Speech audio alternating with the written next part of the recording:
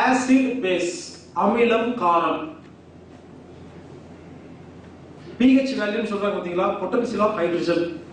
நமது உடம்புல pH value 7 இருந்தா இது ஆசிடும் இல்ல பேஸும் இல்ல, நியூட்ரல். 7க்கு கீழே வந்தா ஆசிட், 7க்கு மேல போனா ஆல்கலைன். ஆசிட் என்ன? அமிலம். ஆல்கலைன்னா காரம். காரம்னா சுவை காரம் இல்ல, காரத்தன்மை. அமிலம் காரம் சொல்லுவாங்க. ஆசிடிட்டி, பேசிடிட்டி. இது வரைக்கும் ஆசிடிட்டி பத்தியே எல்லாம் பேசிட்டு இருப்பாங்க. பேசிடிட்டி ஒன்று இருக்கு, அதை பத்தி யாருமே பேசுறது இல்ல. சமைச்ச உணவு அனைத்தும் ஆசிட், சமைக்காத உணவு அனைத்தும் ஆல்கலைன். நமது உடம்பு எந்த அளவுக்கு பேஸ் அதிகமா இருக்கோ அவ்வளவு ஆரோக்கியங்க, எந்த அளவுக்கு ஆசிட் அதிகமா இருக்கோ அவ்வளவு நோய். மெடிக்கல் ஷாப்ல போனீங்கன்னா ஒரு ஸ்ட்ரிப் கொடுப்பாங்க, pH வேல்யூ செக் பண்ற ஸ்ட்ரிப்னு வாங்குங்க. அதை வாங்கிட்டு வந்து எச்சில் தடவுங்க. எச்சில் தடவைனா அதோட கலர் மாறும். கூட ரெஃபரன்ஸ் ஸ்ட்ரிப் கொடுத்துருப்பாங்க. அந்த ஸ்ட்ரிப்பை பார்த்தா இந்த கலர் எந்த மாதிரி மாறி இருக்கோ அது மாதிரி பாத்தீங்கன்னா 7, 6, 5 அளவு இருக்கும். அதை செக் பண்ணி பாருங்க. உங்க உடம்பு 7க்கு கீழே இருந்தா நோய், 7க்கு மேல இருந்தா ஆரோக்கியம்.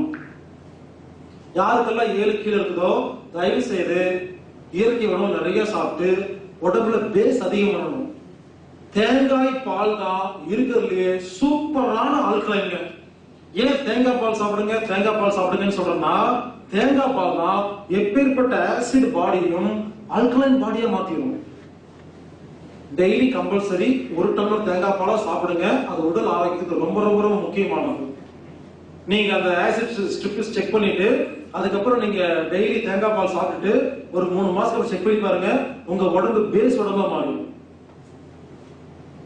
உடம்பில் காரத்தன்மை கூட்டி இருக்கணும். ஆரோக்கியங்க, அமைதி, சந்தோஷம், நிம்மதி எல்லாமே கிடைக்கும். பீனியல் கிளாண்ட் எவ்வளவு காரம் அதிகமா இருக்கோ சூப்பரா வேலை செய்யும். ஆசிட் அதிகமாக அதிகமாக வேலை கம்மியாகும். இப்போ சில நாடுகள்ல இதை பேஸ் பண்ணி இப்போ ட்ரீட்மெண்ட் பண்ணிட்டு இருக்காங்க. இன்னைக்கு வரல, கூடி சீக்கிரம் வரப்போகுது.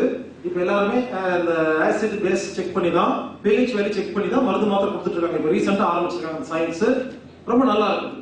நான் ரொம்ப அப்ரிசியேட் பண்றேன். ஏன்னா அதை பார்த்த உடனே தெரிஞ்சு போயிடும்.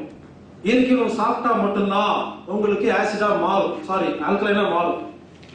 நான்வெஜ், சமைச்ச உணவு, காரமான உணவு, மசாலா பொருள் எவ்வளவு சாப்பிடுறீங்களோ ஹோட்டல் சாப்பாடு ஆசிடா மாறிட்டே இருக்கணும். அதை மட்டும் கொஞ்சம் செக் பண்ணிக்கங்க, அதை கொஞ்சம் சரி பண்ணிக்கங்க. அதை சரி பண்ணிட்டாலே இனி உடம்புல நோயே இருக்காது.